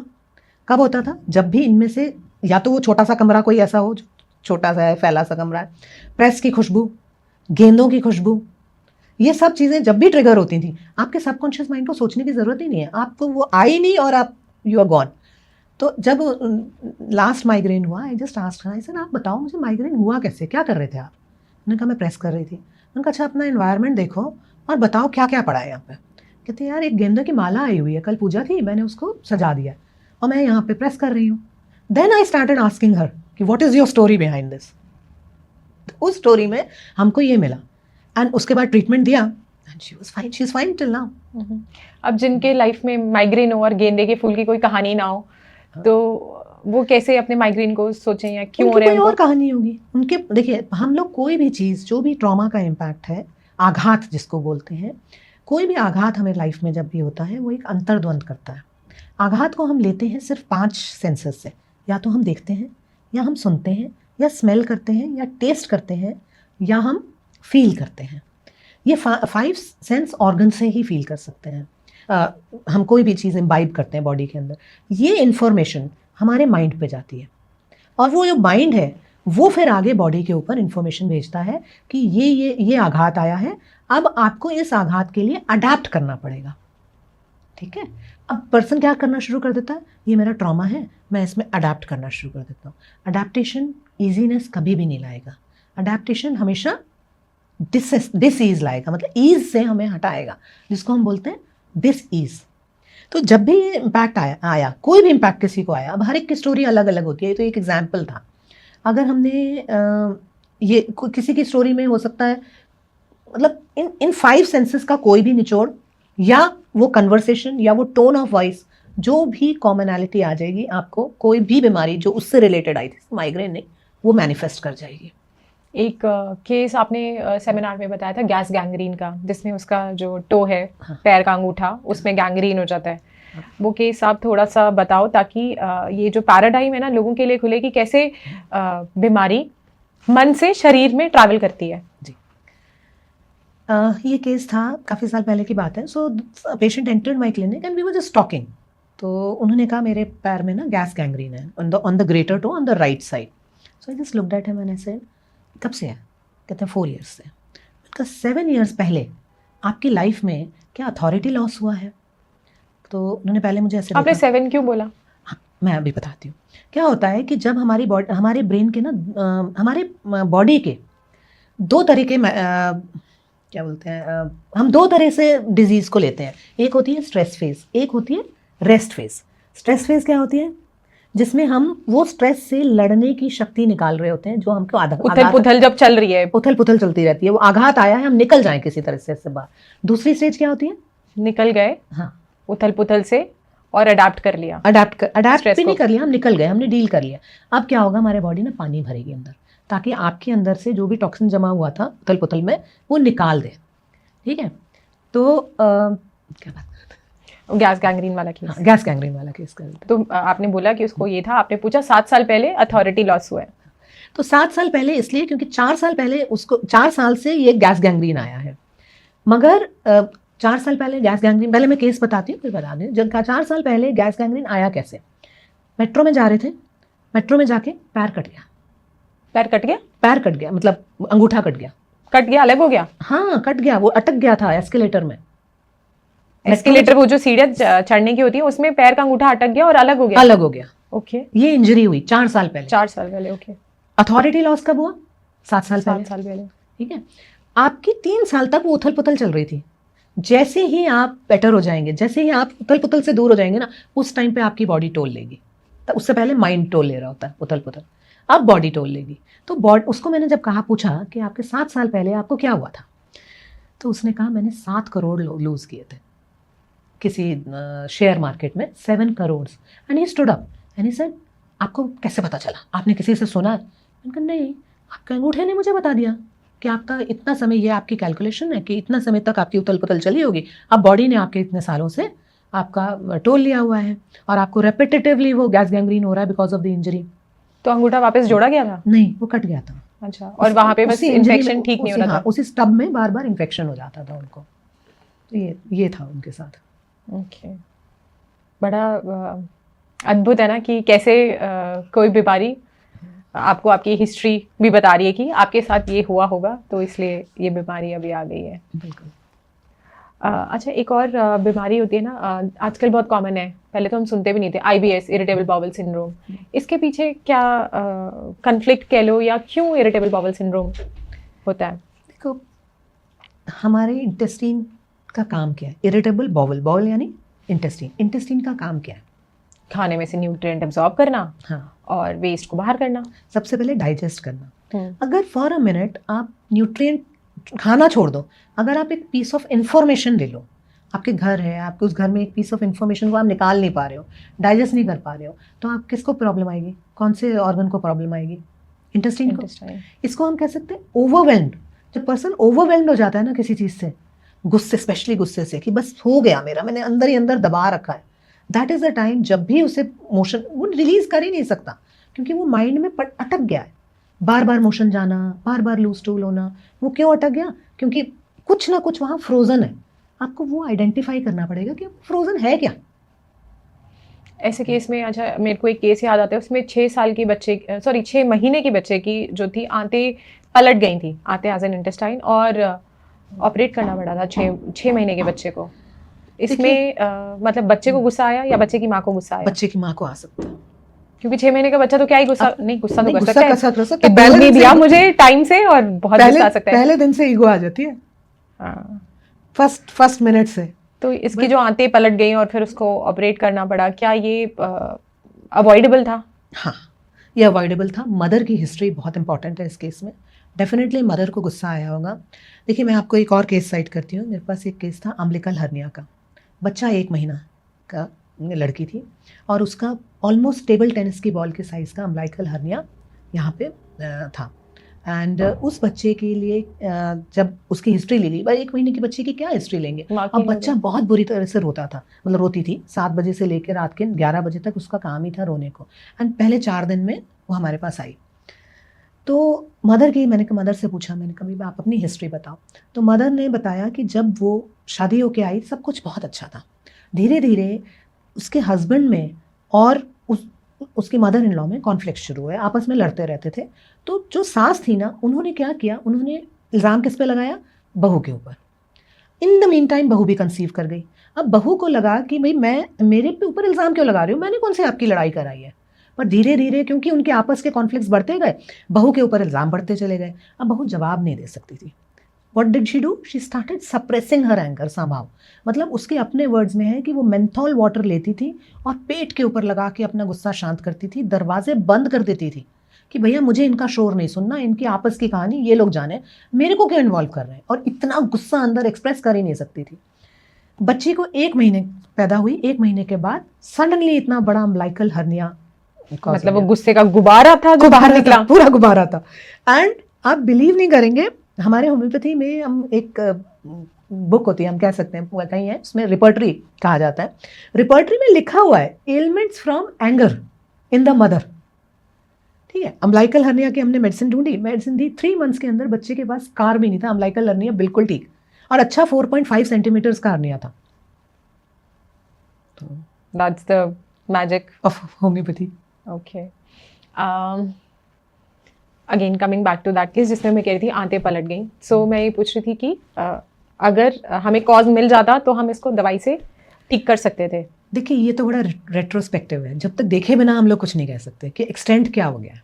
नॉर्मली लोग एक्सपेक्ट करते हैं ना, आप डॉक्टर हो तो जैसे हम कहते हैं ना कि भैया जुकाम है या फलानी बीमारी है, दवाई दे दे। As you are a doctor, आपके फ्रेंड सर्कल कॉल करते हैं, उन्हें समझाना भी कई बार बड़ा मुश्किल होता है ना। एक बार यार देखना पड़ेगा, अगर कोई बड़ी चीज़ है तो देखना पड़ेगा, तभी कुछ असेस करके बता पाएंगे। हम इतना कुछ करते हैं अपनी लाइफ में, कई बार चेंजेस इरिवर्सिबल हो जाते हैं, तो वो तो देख के ही जज होगा ना।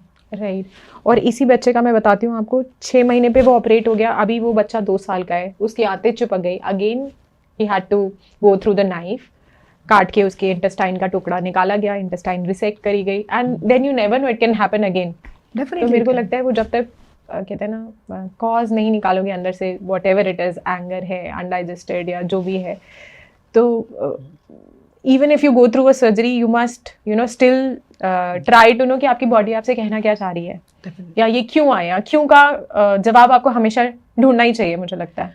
देखिए डॉक्टर सुएज ने कहा है, you have the brains and you have the feet to move away, why don't you use both of them and walk away, you have a choice.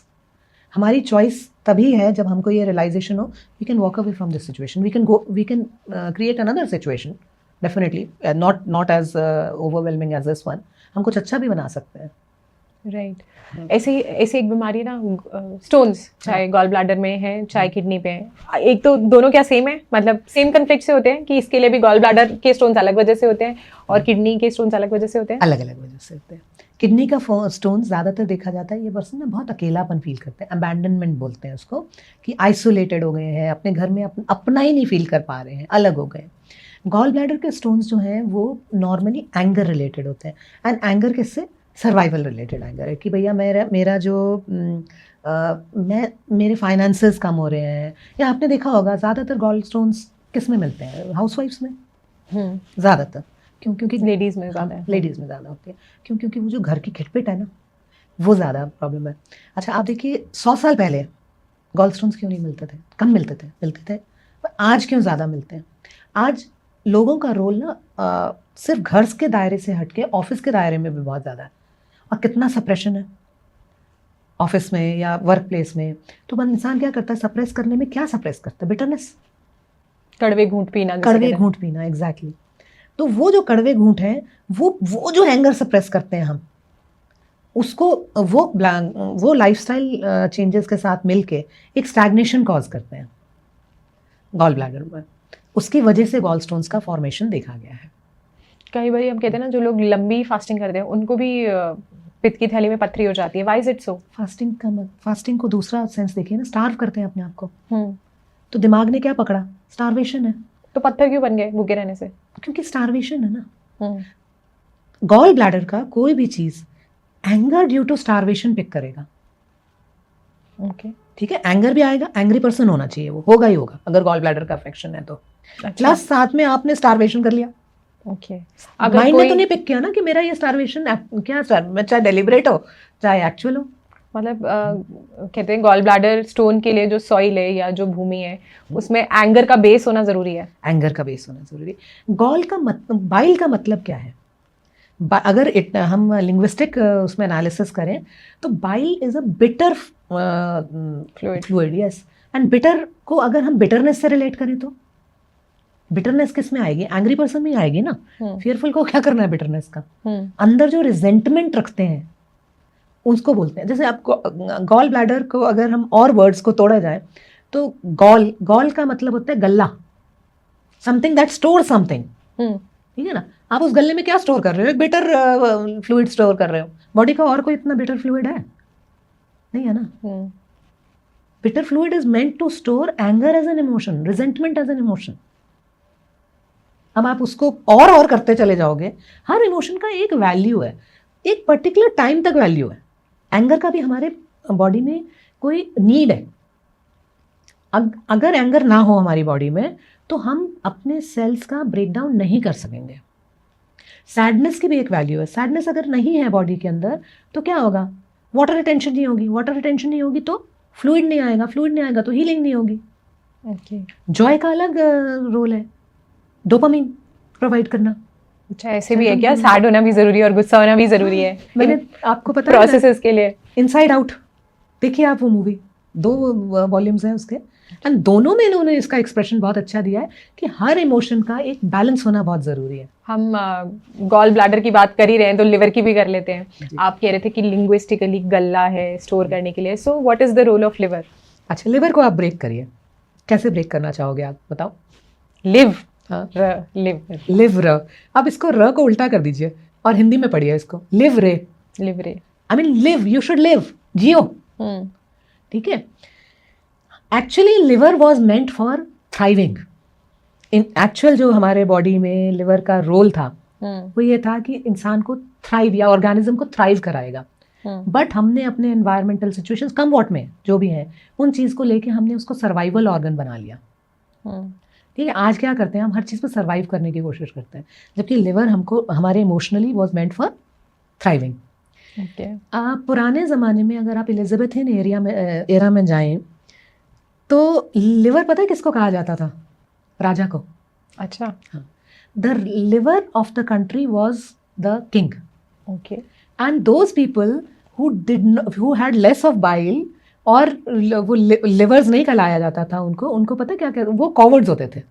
अच्छा, हाँ, सो लिवर वॉज, आप हिंदी में ही देख लीजिए, जिगर का टुकड़ा। भाई दिल का टुकड़ा नहीं बोलता कोई। हाँ, मेरे को तो लगा मिसनॉमर है, गलती, उनको ध्यान नहीं रहा कि दिल बोलना है, वो स्पेलिंग मिस्टेक हो गई होगी, टाइपो एरर हो गया होगा। हाँ, नहीं वो टाइपो एरर नहीं है, जिगर का टुकड़ा मतलब है उसका कोई। हमारी लैंग्वेज में कुछ भी गलत नहीं है। और ये जो बोलते हैं कि जिगरा होना चाहिए, तो इज लाइक व्हाट? बताती हूँ। देखिए, जिगर का टुकड़ा, पहले तो हिपैटिक का मीनिंग समझते हैं। हिपैटिक का मतलब है सीट ऑफ द सोल। अब सोल क्या होती है? आपकी अंतर जीने की क्षमता। ठीक है, आपके जीने की वजह कौन होता है? सबसे पहले कोई भी हिंदुस्तानी तो सभ्यता में देखिए कौन होता है? आत्मा नहीं, बच्चा। अच्छा, अब बच्चे को ही कहा जाता है जीने का। हम किसके फॉर्म में जिएंगे? आज हम हैं, कल हमारी जगह हमारी जिंदगी कौन जिएगा? बच्चे जिएगा। इसलिए उनको जिगर का टुकड़ा कहा जाता था। और जो करेजियस है, आपको अभी मैंने बताया कि जो लोग जिनके पास बाइल कम होता था उनको वो देखा गया कि वो कॉवर्ड्स होते थे। ठीक है, जिनके पास बाइल अच्छा था, राजा क्या होता था? करेजियस होता था। ओके, इसी से हम एक बहुत इम्पॉर्टेंट चीज़ और पकड़ते हैं, अल्कोहल। तो जो लोग अल्कोहल पीते हैं, बेसिकली कहते हैं ना अल्कोहल का मेन रिलेशन डिटॉक्स कुछ भी है, सब लिवर से जुड़ा है। अल्कोहल पियोगे तो लिवर खराब होगा। सो बेसिकली ये कॉवर्डाइज है या ब्रेवरी है? ऑब्वियसली कॉवर्डाइज है। आप क्यों जाओगे एक नशे में जब तक आपको ज़रूरत ही नहीं है? So this was very interesting. I had a case of a girl who was about 22-23 years old, and मैंने उसको रात को फ़ोन आया तो मैंने उसको दवा तो नहीं दी, मैंने उससे जस्ट काउंसिल किया है। ऐसे ठीक है, सुबह बात करेंगे, तुम एंगर मैनेजमेंट करो, ऐसे मैनेज करो। सुबह उठ के मुझसे पूछती है, मेरे को पहला फ़ोन आया सुबह 8:30 बजे, सुनो, are you an addict? I said sorry. कहती है I know you are an addict. I said okay, पक्का बताओ. मैंने कहा हाँ हूँ यार, बताना. कहती है किस चीज़ का एडिक्शन है. उसने पता नहीं क्या क्या नाम लिए यार, मुझे भी नहीं मालूम थे. वीड और ये गांजा वगैरह तक तो बच्चों से सुन लिया तो समझ में आ गया, पेशेंट से सुन लिया. उसने पता नहीं कितने सारे नाम ले दिए. मैंने बोला नहीं. कहती है अच्छा आप बताओ ना फिर किस चीज़ की एडिक्शन है. मैंने कहा नहीं आप बता दो, आपको आपने मेरे को गेस किया है तो आप ही बता दो ना. तो कहती है चाय. मैंने कहा नहीं पीती. कॉफ़ी नहीं पीती. कहती है अच्छा बता दो ना, प्लीज़ बता दो. मैंने कहा देखो I am addicted to my own self. अब मुझे इन चीज़ों की ज़रूरत ही नहीं है. So citing this example means आपको किसी और चीज़ की ज़रूरत कब पड़ेगी, जब आपके अंदर कमी होगी. तभी तो आप अल्कोहल का रिजॉर्ट करोगे ना उस कमी को पूरी करने के लिए. क्या बोलते हैं अल्कोहलिक्स, मैं घर में बहुत परेशान हूँ यार, मैं अल्कोहल लेके अच्छा हाँ. फील करता हूँ. या पीयर ग्रुप प्रेशर वाले क्या बोलते हैं, I feel like I am with my peers. ना, इफ यू फील कि you do not have something, there is a lack of something, you will go and get it. If you don't feel like the lack, why will you get addicted? So,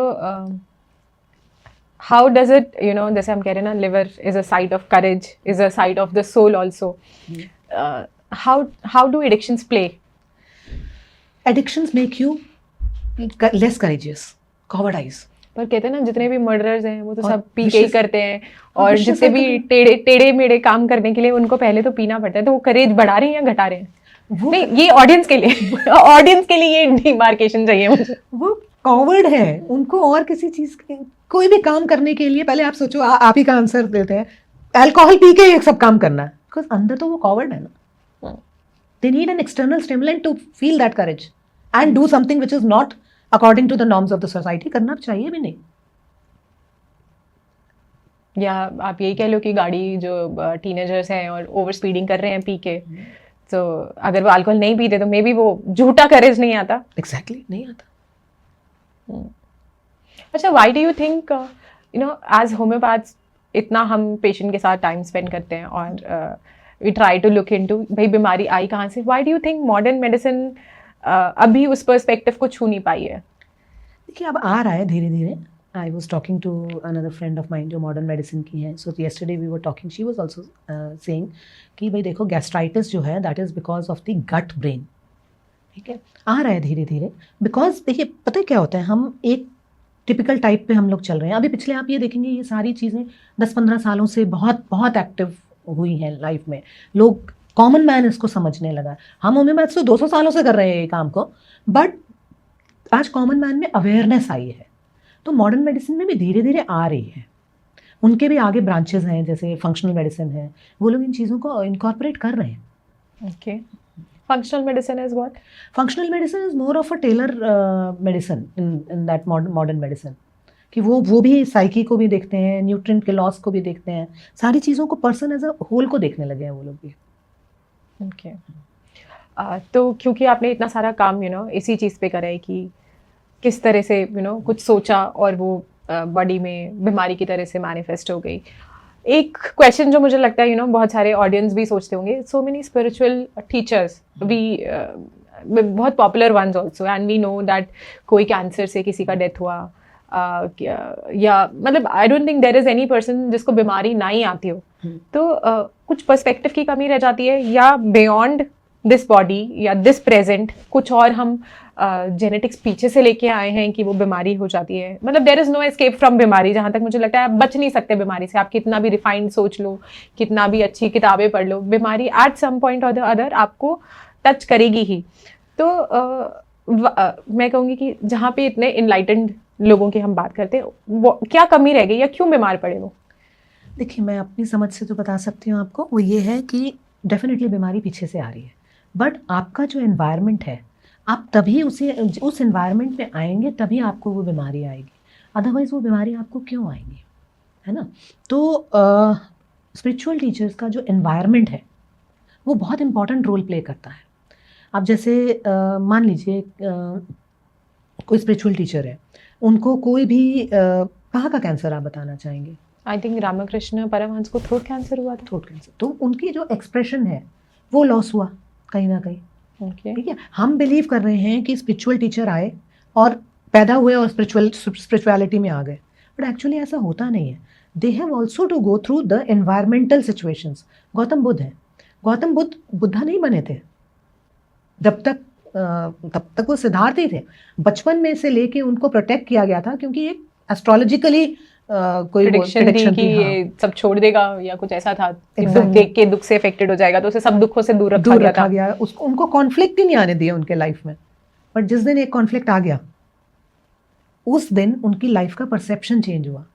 ठीक है, ऐसा नहीं था कि उनको दुख नहीं हुआ, उनको वो आदमी, वो बीमार आदमी, वो डेड पर्सन देख के दुख नहीं हुआ होगा, और दुख हुआ होगा या वो आघात हुआ होगा तो बीमारी तो आई ही होगी डेफिनेटली। और फिर उन्होंने उस एनलाइटनमेंट के लिए काम किया, अपने ऊपर काम किया। तो बेसिकली अगर आप धरती पे आए हो तो ऐसा नहीं है कि आपको कितने भी अच्छा सोच लो, कितनी भी अच्छी किताब पढ़ लो, कुछ ना कुछ से तो आप गुजरोगे, आपको उसको डील करना आना चाहिए, उसमें बैलेंस बनाना आना चाहिए, और उसे कैसे कहते हैं ना मिनिमम फ्रिक्शन के साथ आप निकल पाओ, वो आर्ट आपको सीखनी है। So as we come towards the close of this podcast, a final take away for the audience, आप क्या मैसेज ऑडियंस को देना चाहोगे?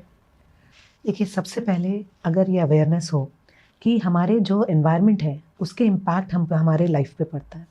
ये दो चीज़ें होती हैं, एक चीज़ होती है लाइफ में इम्पैक्ट का आना, ट्रॉमा का आना, एक हमारे अंदर होता है वो चॉइस कि हम उसको कितने समय तक मेंटेन रख सकते हैं अपने अंदर। ट्रॉमा आना हमारे हाथ में नहीं है, वो एनवायरमेंटल ट्रॉमा है, कुछ भी होगा आपस में, कहीं भी कोई भी एनवायरनमेंट में, चाहे आपकी कंट्री में हो रहा हो, चाहे आपके स्टेट में हो रहा हो, चाहे आपके घर में हो रहा हो, आपके वर्क प्लेस में हो रहा हो, वो तो आएगा ही आएगा।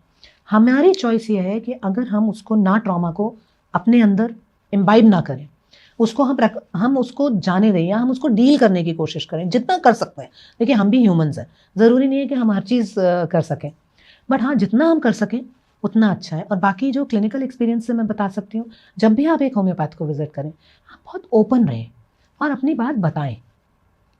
जब तक आप बताएंगे नहीं, कैसे पता चलेगा कि आपके अंदर ये अंतर्द्वंद है? छुपाने से, मास्क करने से कुछ नहीं मिलने वाला। हाँ, अगर आप सही बताएंगे तो ट्रीटमेंट सही मिलेगा।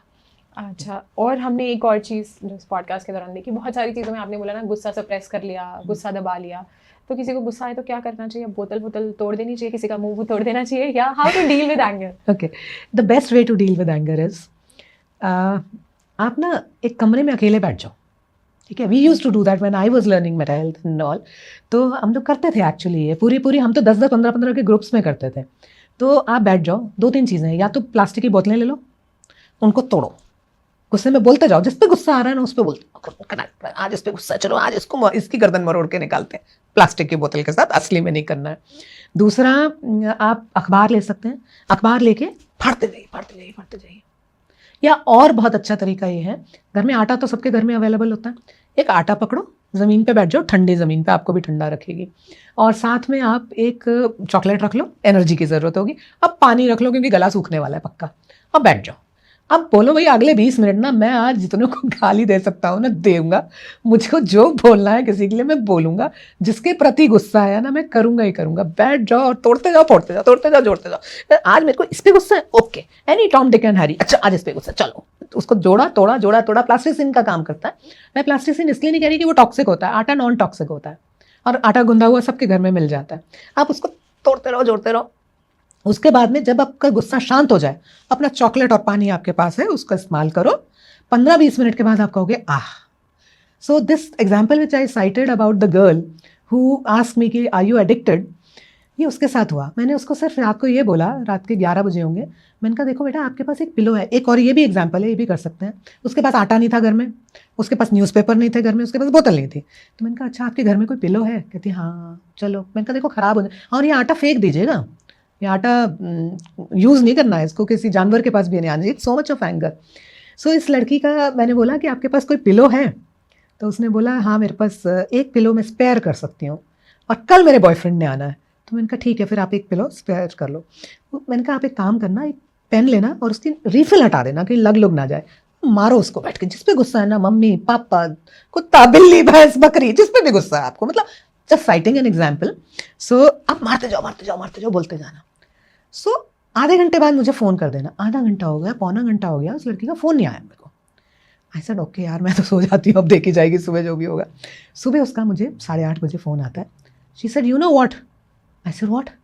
मैं ना 33 सिगरेट्स पी लेती हूँ, इस टाइम तक, सुबह 5:30 से अब तक। I am okay, I have not taken one. And then she said you are a witch. I said I M.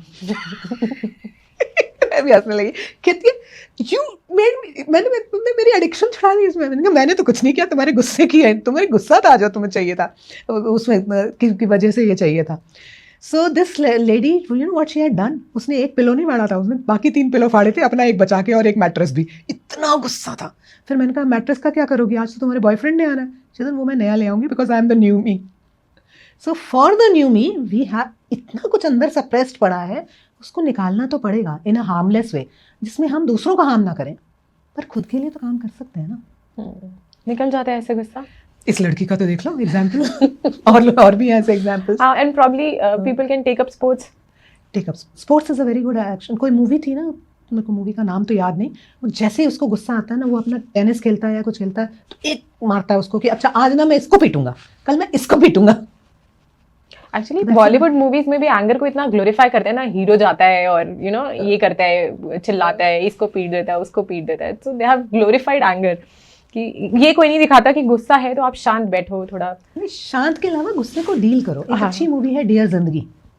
Dear जिंदगी में शाहरुख खान आलिया को बताता है कि उसको डील कैसे करना है, नहीं तो उसकी जो हैपनिंग्स हुई हैं उसके साथ, उन हैपनिंग्स की वजह से कितना उसके अंदर गुस्सा था। एंड आई थिंक बहुत बारी ना जो बच्चे हैं वो पेरेंट्स के गुस्से का कितना इनोसेंट टारगेट बन जाते हैं, शिकार। बिकॉज वो अपना गुस्सा नहीं निकाल रहे सही जगहों पे, तो वो बच्चों पे निकल रहा है एंड बच्चों की साइकी को वो कितना डैमेज कर रहे हैं उस वजह से। बहुत ज़्यादा।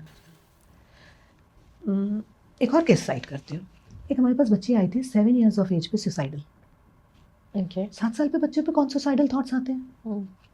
तो शी सेड, तो मैंने उससे पूछा पेरेंट्स से, मैं आपका क्या हुआ है? कहते नहीं सब ठीक है, सब ठीक है, हम बहाने में बनती है। पता चला द पेरेंट्स हैव नॉट, उनकी डे 1 से बनी नहीं है। The child was created through IVF। फिर पूछा कि दादा दादी नाना नानी का क्या सीन है, उनकी भी नहीं बनती थी। तो इस तरह के डिस्प्यूटेड फैमिली में बच्चों का हाल क्या होगा आप सोच सकते हो। सो सुसाइड पता नहीं होता लोगों को 7 साल की एज में, खेलने कूदने की मुझे उम्र है। लगता है आजकल इतना out of the box scenario नहीं है, बिकॉज किड्स, पेरेंट्स अपना काम में बिजी हैं, बच्चे अपना डिवाइसेस पे हैं, सोशल कनेक्शंस उनके बनते नहीं कि फ्रेंड्स में खेल रहे हैं या कुछ है। वो कहते हैं ना, again it's a withdrawal from your social environment कि आप या तो PSP खेल रहे हो। पेरेंट्स को लगता है this is one way of showing affection कि महंगे से महंगा गेम ला के दे दिया, ये वीडियो गेम भी है, वो वीडियो गेम भी है, जो मांगा वो। मतलब सोशल एडजस्टमेंट कैसे सीखेंगे बच्चे? चाइल्ड कहाँ से लर्न करेगा? अपनी फैमिली से। जब उसकी फैमिली ही वो गेम बन गई तो वो गेम से लर्न करेगा। तो thank you so much doctor Rashmi, आप आए, आपने इतना कुछ बोला। आई एम श्योर ऑडियंस बहुत कुछ सीखेगी और अगली बार कोई बीमार पड़ेगा तो वो एक बार ही खुद से ये सवाल जरूर पूछेंगे कि हमारी बॉडी हमसे क्या बात करना चाहती है। Thank you. Thank you. जैसे जैसे ये कॉन्वर्सेशन ख़त्म होती है, एक बात तो बिल्कुल क्लियर हो जाती है, ह्यूमन बॉडी कभी चुप नहीं होती। बस हम सुनना नहीं चाहते। हर सिम्टम, हर पेन, हर बार बार होने वाली बीमारी शायद कोई रैंडम प्रॉब्लम नहीं होती, बल्कि हमारे अंदर लिखी हुई एक लाइन होती है। एक लाइन इस बात पर कि हम कैसे प्यार करते हैं, कैसे डरते हैं, कैसे हम बातों को पकड़ के रखते हैं और कैसे हम बातें छोड़ देते हैं। शायद हीलिंग हमेशा डिसीज़ से लड़ना नहीं होती, हीलिंग होती है उस मैसेज को समझना। तो अगले बार जब आपकी बॉडी कुछ बोले, सिर्फ ये मत पूछना कौन सी मेडिसिन लूँ, बल्कि अपनी बॉडी से, अपने अंतर मन से एक बार ये ज़रूर पूछना, मेरी कहानी का कौन सा हिस्सा आज सामने आना चाहता है।